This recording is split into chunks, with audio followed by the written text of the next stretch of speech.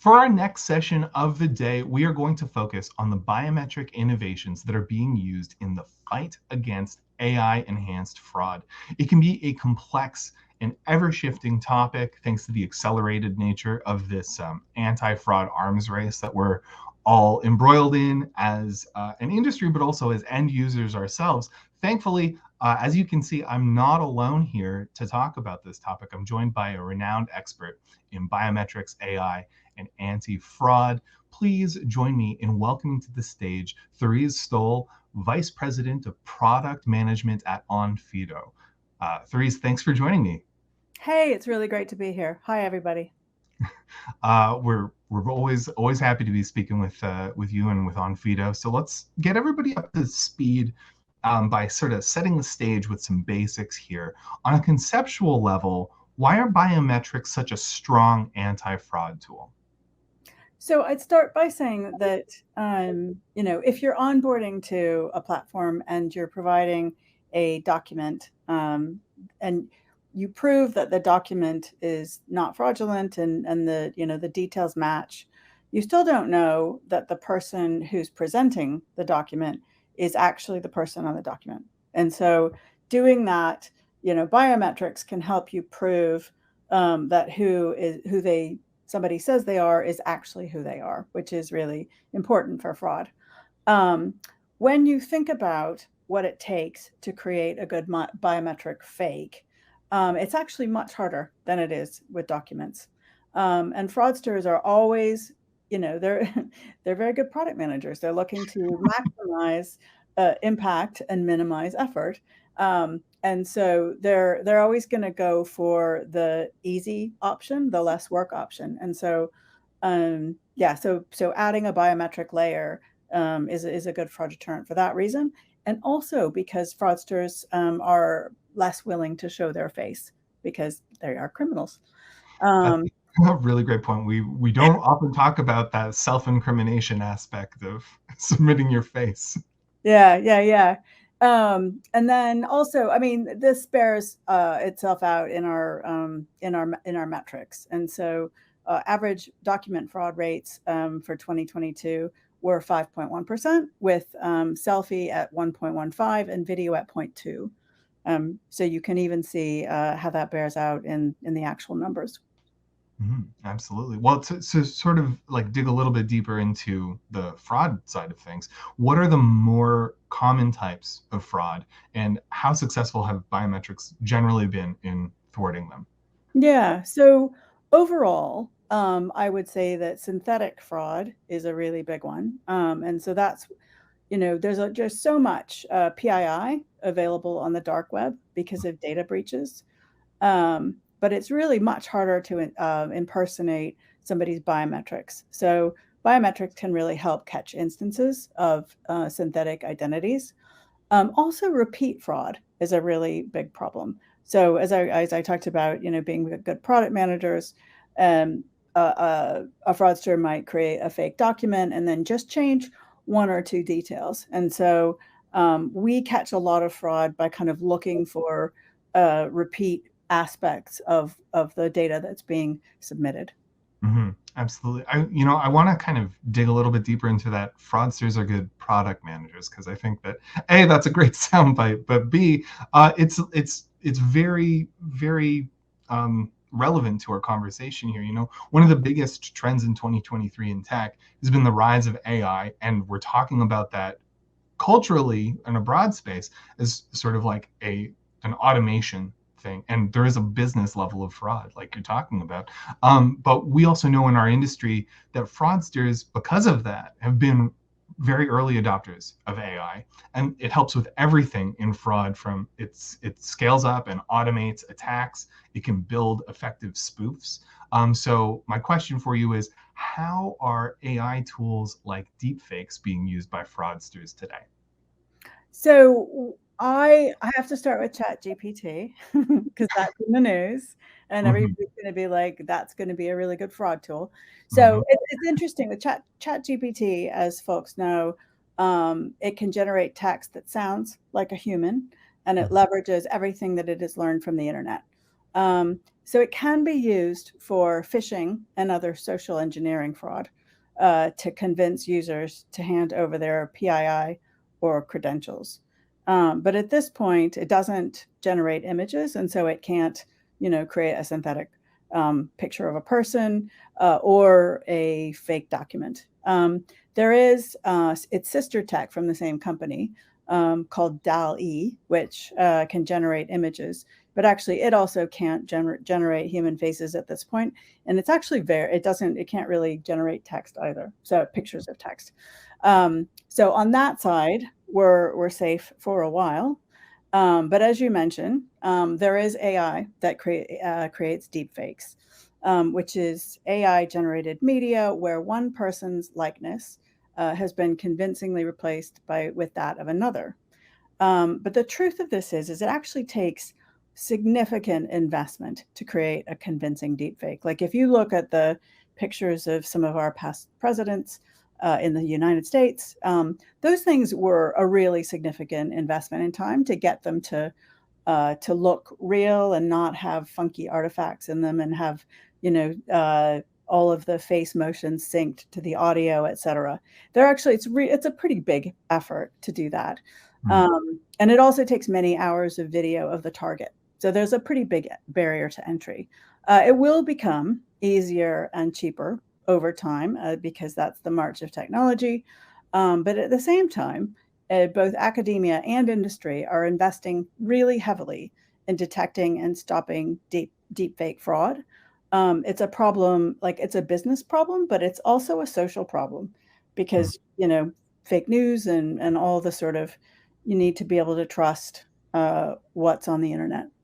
Absolutely. And I mean, it's also an increasing threat because when you feed an AI with video and audio data, it obviously grows. That's the intelligence and the machine learning of it. And we are an audio video based digital society at this point. Anybody who has TikTok or Instagram or even, Facebook, they have their face everywhere, let alone their audio. I mean, probably just from today's 8-hour presentation, you could make a convincing deepfake of me, but I don't want to give anybody bad ideas. So I'm happy you mentioned ChatGPT and some of the traditional fraud methods because I kind of want to dig a little bit deeper into there.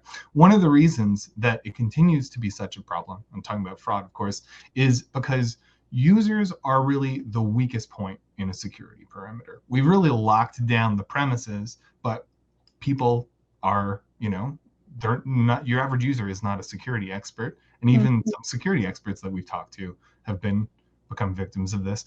So my question is, how have traditional scam style fraud methods adapted to keep up with the biometrics bolstered security systems that we're talking about? I know you already mentioned phishing. Mm-hmm. Yeah, I guess, and I'm going to tie it to the thing we just talked about before. So we're experts and we sort of are at the bleeding edge of understanding what is possible to fake. And most people have nowhere near the understanding that we have. And so they don't look at a video with skepticism. They don't look at an email with skepticism. They might, it's, there's a big education gap in people being kind of wary or conservative when people are asking for their PII. Biometrics really can play a role because it's very hard to impersonate and steal biometrics, right? So one thing that we do see is more money mules. And so fraud rings will pay individuals to submit their own credentials and open an account, and then the fraud ring will reap the rewards. And so what you need to do to stop this sort of fraud is look at, okay, the account was opened on this IP, for example, but actually all the transactions are happening on a different device, on a different IP, et cetera. And so it's the sort of transaction monitoring that will help you prevent that sort of fraud. Or also what happens, I mean, as we talked about, it is like Fraud Inc. And so they might have a whole, what's it called? System where they get people to come into a room, record their biometrics, et cetera, and then move on. And so like it's a what is the word? Ford. Industrialized. It's sort of. Yeah, sort of industrialized. And so you can see the kind of same setup being used over and over again. So you Mhm. look for like the background of where they're sitting being the same, right? Mhm.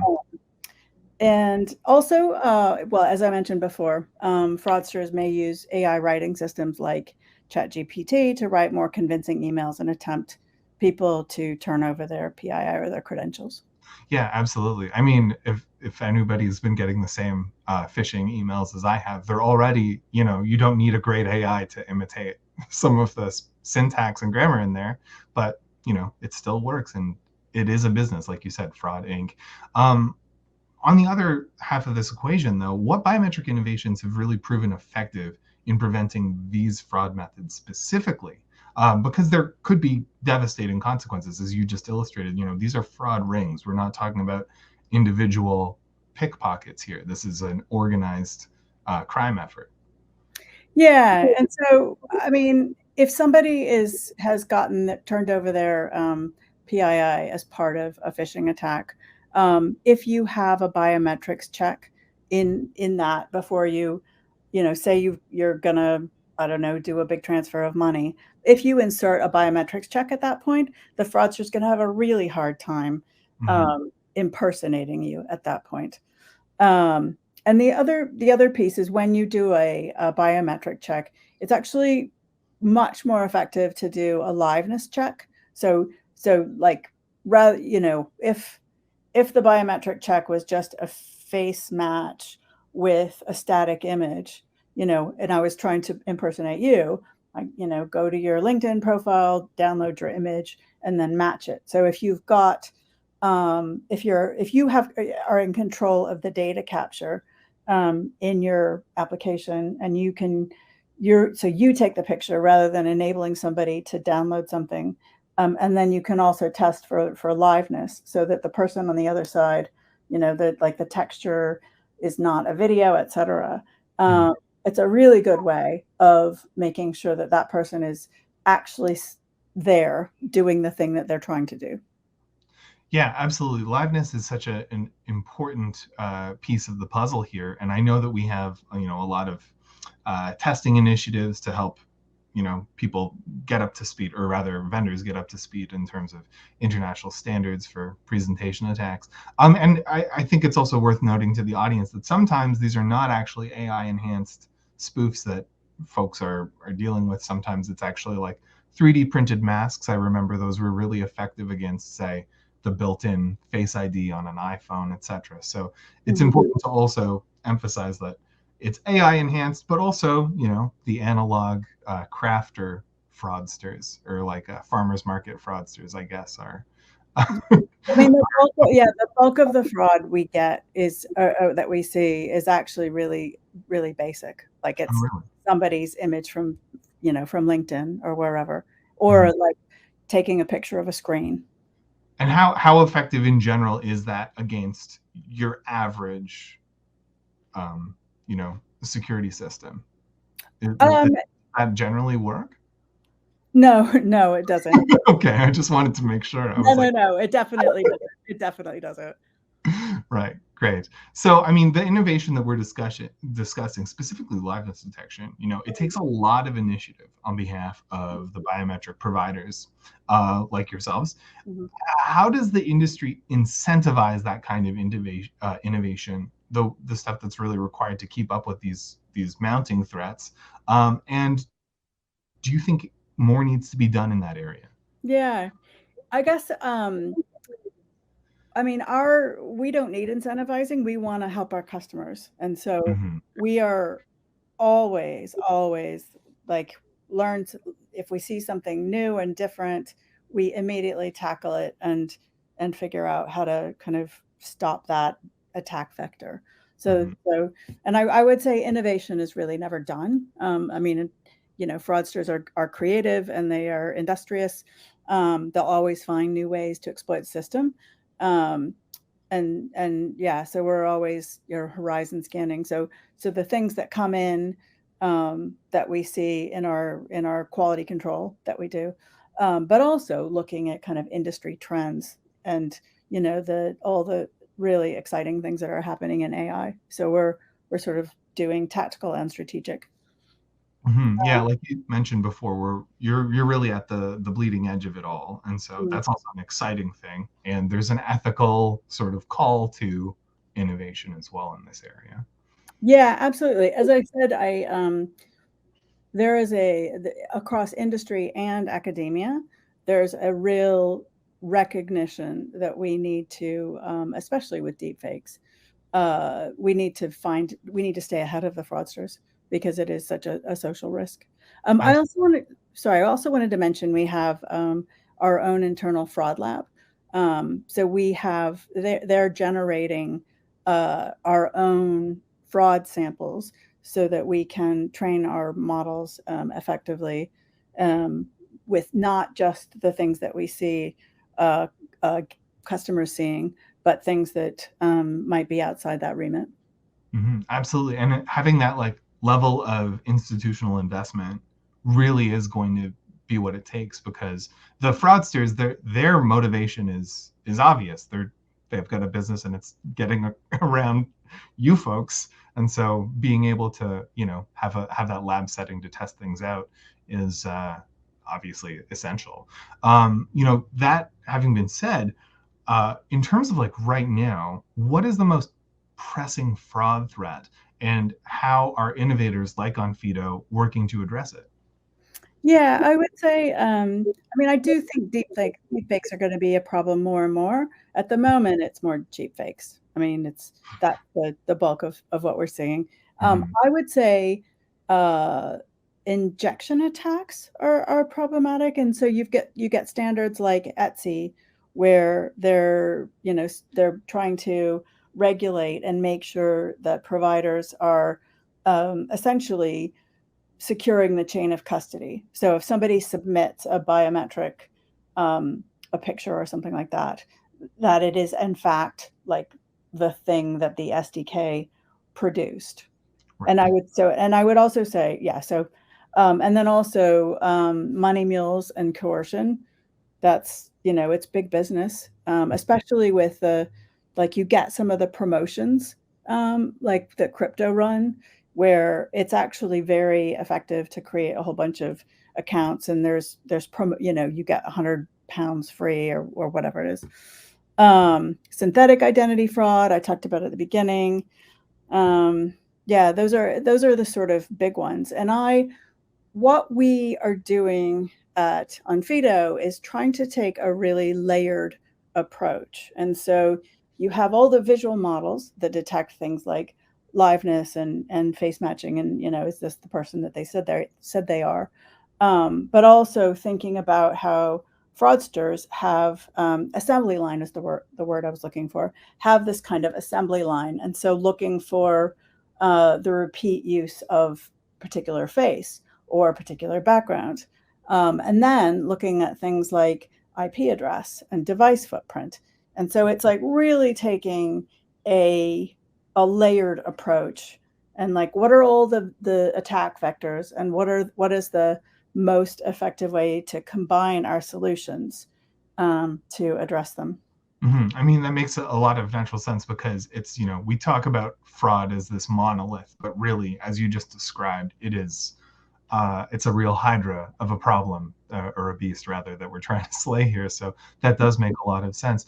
We're also on the other side of things. I know this is a real like one side of the coin, other side of the coin conversation we're having, but we're also living in a time of incredible biometric anti-fraud proliferation. The past 3 years, we've seen an accelerated push specifically in the identity verification space. But you and I know, as everybody here really knows, not every biometric solution is created equal. So I'm wondering, how can our audience members that are looking for an anti-fraud solution distinguish between the good and the bad of what's out there in terms of biometric efficacy? And while they're looking for that, what are some steps that they can take to prevent themselves against fraud? Good question. So one of the things I would talk about is how the AI is trained. And so some AI is only trained on genuine data sets, so like real people, like with real biometrics, because it's actually much harder to get a hold of fraudulent data. We train our models on both fraudulent and genuine data sets. And so it really makes our fraud prevention metrics much higher. And then I would think about, so you want to have your the friction in your UX match your fraud risk. And so if you have, open a new account and transfer £10,000, then I would say you want to have quite a lot of friction in your onboarding, right? Because it has to be proportional to the amount of risk that you're taking. And so in that case, I would definitely go for an active rather than a passive biometric proofing. So use video rather than selfie. And we have a really amazing product which we've just launched called Motion, which it has really, really great onboarding rate, but also fraud prevention. And then, as I was talking about before, I would use a layered approach. So make sure you're using the SDK so that your application is in control of the data capture, and don't enable the upload of like PDFs or images taken from somewhere else, because that's like a direct route to somebody downloading a LinkedIn picture. And use the sort of the repeat attempt stuff which I talked about before. Yeah. Great. Fantastic. Well, I mean, that's a great note to end on. But before we go, first of all, thank you, Therese, for joining me and having this conversation. It's been great. I learned some stuff here, which is always fantastic. I know our audience did. How can viewers get in touch with you to learn more about what we talked about today? Well, you can come to our website, onifido.com, come to our virtual booth, or come find us on LinkedIn. And thank you so much. I've really, really enjoyed this. Fantastic. Well, the feeling is mutual. Have a great rest of your day. Thanks.